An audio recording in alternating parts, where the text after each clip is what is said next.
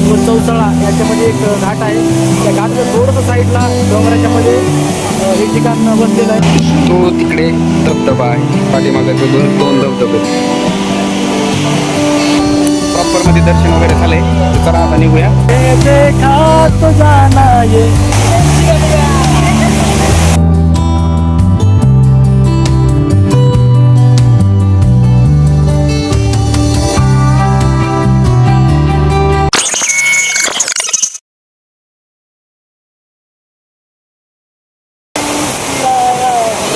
धबधब्यामुळे आवाज येणार.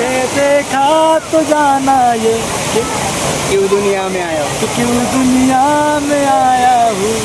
तर नमस्कार, स्वागत आहे तुमचं आपल्या नवीन एका ब्लॉगमध्ये. या ब्लॉगमध्ये आपण आलेलो आहोत. कुठं आलो आहोत? दिस इज फॉर कपिलधार. ते तर दाखवत तुम्हाला, पण त्याआधी इंट्रोडक्शन महत्त्वाचं आहे. आपल्यासोबत आहेत तुकारामजी सुतारे. बाकी आपण ज्या ठिकाणी आलेलो आहोत त्याविषयी तुम्हाला माहिती देतो. आपण आलेलो आहोत आज कपिलधारा या ठिकाणी. कपिलधारा हे पण हे बघा, हे असा एक धबधबा, सुंदर असा धबधबा आहे, वरून पडतोय. आणि इथं एक नाही, दोन धबधबे आहेत. या ठिकाणी पण एक आहे आणि असे दोन धबधबे आहेत. आम्ही दुसऱ्या धबधब्याच्या शेजारी बसलेलो आहोत आणि आत्ता वाजलेले आहेत 6 वाजताही या ठिकाणी बऱ्यापैकी गर्दी आहे. तर म्हणजे एवढं काही म्हणजे असं भीतीदायक वगैरे काही नाही, इकडं सेफ आहे, म्हणजे सेफ वाटतंय मला. सानिध्यात डोंगरांच्या कुशीत वसलेलं हे ठिकाण आहे. एकदम उत्तम फिरण्यासाठी आणि निसर्गाचा फील घेण्यासाठी एकदम छान उत्तम ठिकाण आहे कपिलधार म्हणून. आपण बीड व चौसाळा याच्यामध्ये एक घाट आहे. त्या घाटाच्या थोडंसं साईडला डोंगराच्या मध्ये हे ठिकाण बसलेलं आहे. एकदम अतिशय छान प्रकारे असं वरून पाऊस ते पाणी पडतं धबधब्याचं आणि छोटे छोटे जे पाण्याचे लेर आहेत ते एकदम छान वाटतं, अंगावर येतात आणि एकदम निसर्गमय वातावरण आहे, एकदम भारी आहे. तुम्ही येऊ शकता. हवाची एक झुळूक आली ना, ते धबधब्याच्या आम्ही शेजारी बसलो तर त्याचं एकदम असं छोटे छोटे जे आपण दवबिंदू म्हणतो ना, ते पाहू शकता तुम्ही. एकदम असं धबधब्याचं चला आता आपण मंदिराच्या बाहेर काय काय आहे मार्केट वगैरे बघू. थोडंसं आहे तर येताना बघितलं आम्ही, थोडंसं मार्केट वगैरे आहे तर ते बघू. बाकी छान आहे वातावरण, निवांत आहे. जर कोणी या रस्त्यावरून येत असेल ठिकाणी नक्की या. चांगलं आहे, मन प्रसन्न होईल आणि चांगलं आहे. फॅमिलीसाठी एक चांगलं प्लेस आहे, येऊ शकता तुम्ही, तशी काही अडचण नाही, प्रॉब्लेम नाही. बाकी आवाज वगैरे येतोय का नाही काय माहीत नाही, कारण धबधब्याचा आवाज थोडा जास्त आहे, तर ते ॲडजस्ट करून घ्या. बाकी बोलू आपण नंतर.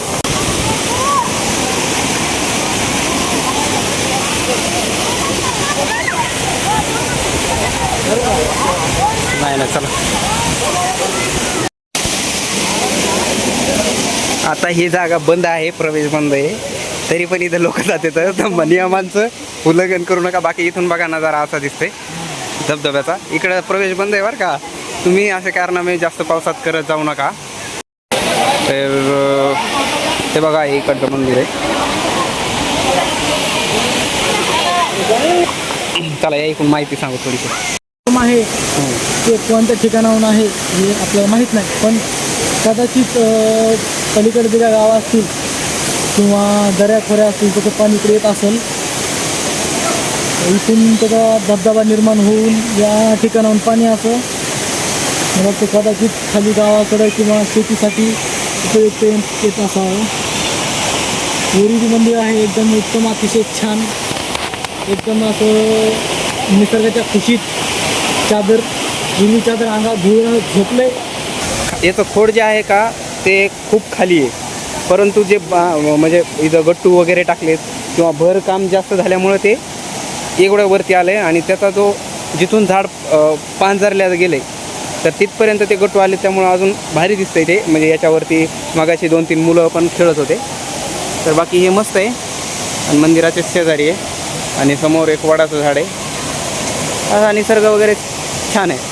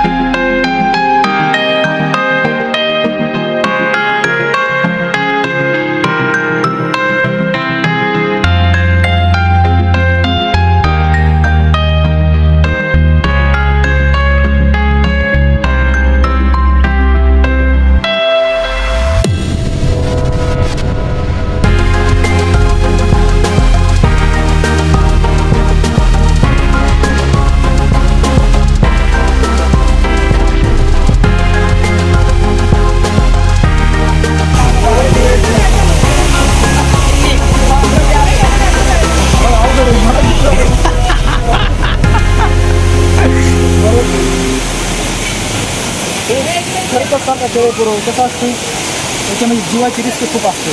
त्याच्यामुळे थोडंसं केअरफुली माझ्या प्रशिक्षणाखाली तुम्ही कोणत्याही झाडावर चढू शकता. असं तुम्हाला जर माहिती नसेल कोणत्या गोष्टीची तर आपलं यूट्यूबचं चॅनल पहा तुम्ही, व्हिडिओ पहा तुम्ही, एक नंबर आपली माहिती असते. झाडावर चढणं असेल, कुठे किल्ले चढणं असेल, कुठे ट्रॅक करणं असेल ते आपण एकदम उत्तम प्रकारे प्रशिक्षण देतो. त्याला विचारू शकता तुम्ही. दनादन ट्रेक करतात महाराज, नंबर इकडं पुढं पण फिरते तर. आणि आपल्या व्लॉगमध्ये तुम्हाला प्रत्येक व्हिडिओमध्ये बघायला मिळेल. हा आहे मंदिराचा परिसर. हा पूर्ण मंदिर आहे आणि तो तिकडे धबधबा आहे पाठीमागे, तो दोन धबधबे.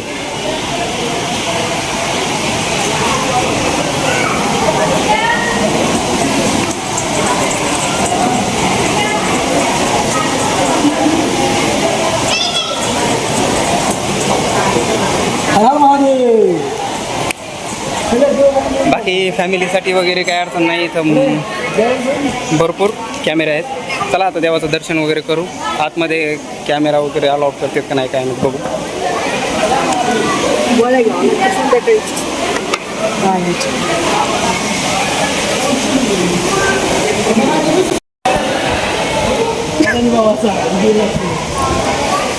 तर मित्रांनो दर्शन भेटलेलं आहे.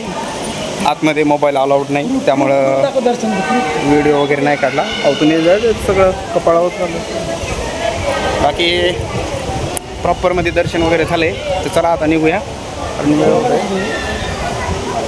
मस्त नाव दिसतंय. फोटो काढा. दर्शनाचं प्रूफ पाहू शकता तुम्ही. दर्शन घेतलंय. शिंगामी. चला निघू, उशीर होईल परत आपल्याला. येणाऱ्या सर्व भाविक भक्तांना किंवा टुरिस्ट जी येणारे आहेत. इथली यात्रा वगैरे काय असते का? कधी असते यात्रा असते ना, कधी? महिन्यात यात्रा असते इथली.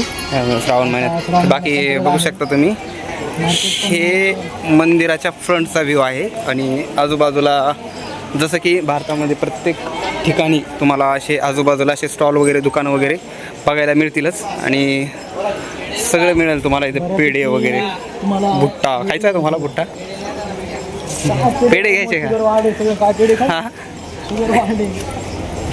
ब्लड शुगर वाढले.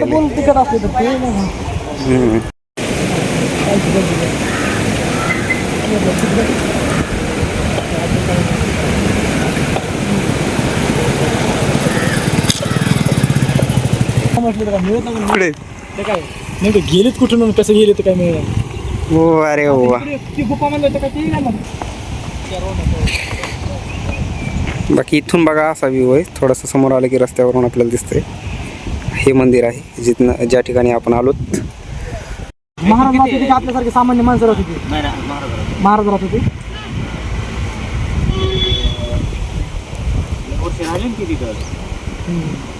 म्हणजे मोठी आहे का लय गुफा? ती छोट आहे, डबका असल्यासारखं. मला वाटलं असं लय मोठं असलं, गुंडू असल्यासारखं. लय नाही नॉर्मल. म्हणजे एवढं तपासासाठी निवांत.